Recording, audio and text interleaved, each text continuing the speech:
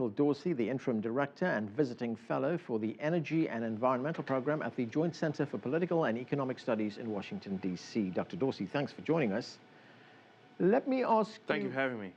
Let me ask you first for your views on the report that was produced by the White House. I think the National Climate Assessment is a really important document. It's the first time in a decade that the White House has put forward the assessment, so that is a critical moment for American climate policy. I think it sets us up nicely for the forthcoming UN Summit on Climate that will take place later this year in September, and it dovetails with the ongoing assessment that's happening within the Intergovernmental Panel on Climate Change that just came out a couple of months ago. And really what the assessment does is it tees us up to understand that the United States, like all countries around the earth, are facing the unfolding climate crisis, and they need to respond aggressively, robustly, and move policies forward that are really associated and in line with 21st century ideas about energy policy, particularly funding renewables and really getting out of the old, dead 20th century energy technologies, fossil fuels in particular. Right, you mentioned all countries around the earth, and are we seeing that although it's the industrialized countries that are responsible for emitting most of the greenhouse gases into the atmosphere, the impact is actually being felt mostly by developing poor countries? Well, the impacts from the unfolding climate crisis are actually felt unevenly around the world. They're felt certainly, as you indicate, aggressively in the global south, as we like to call it, in the lesser developed countries of the world. But they're also felt aggressively on countries in the margins of countries in the north. So people on the North Slope of Alaska, indigenous communities that are right now here at the United Nations dealing with a whole host of issues, they're feeling the effects there on the North Slope. Marginalized communities in the south, poor communities in places like New York and in Atlanta and in many municipalities around the country in the United States are also feeling it. Really, the unfolding climate crisis is an uneven problem. It's about climate injustice, and that has disproportionate impacts on those on the margins, poor communities, isolated communities, both in the north and in the south, in rich countries and in poor countries on them. Right, and we're also seeing that in the United States, aren't we? Because you've studied conditions among African Americans in the United States, and although they leave a smaller carbon footprint than other race groups in this country, they feel the impact greater.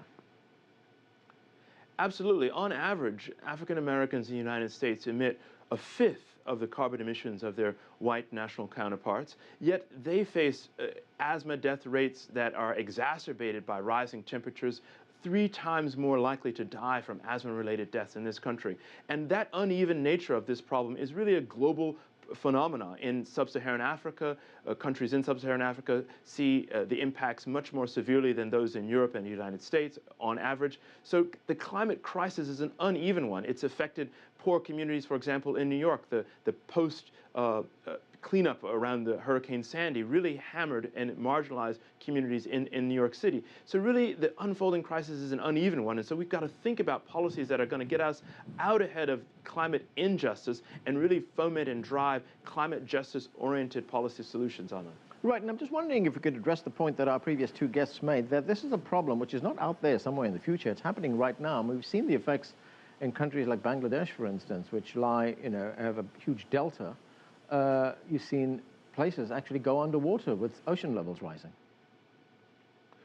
This crisis couldn't be more than the crisis of today. It is also the crisis that it's going to play out much, much harder and in worse terms going forward if we continue to not take aggressive stances in terms of rethinking and revamping energy policies. But it is something we need to think about today. We have a situation where, for example, in the south of the United States, the entire insuring of coastal communities is being reconfigured as insurers don't want to put resources into marginalized communities that they know are going to be flooded by more intense hurricanes.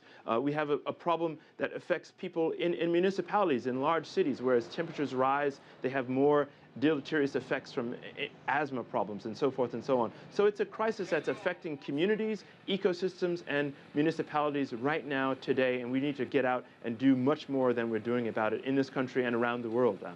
You know, the White House said last week on Friday that it would take certain executive actions. We know that there's political gridlock in Congress here in the United States when it comes to implementing changes to combat climate change. The White House calling for something like $2 billion to implement energy efficiency programs? Ultimately, are we going to see the private sector actually lead the way towards combating this problem?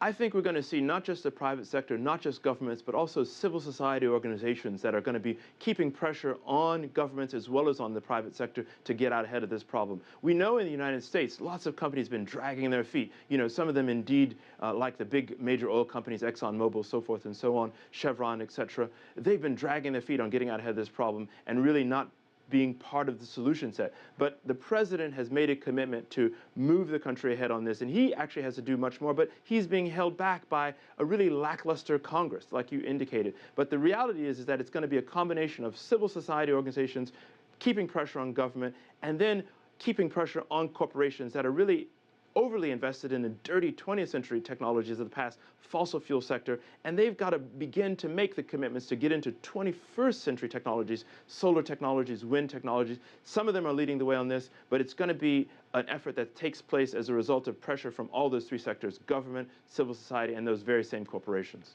Dr. Micheal Dorsey, thanks for joining us, sir.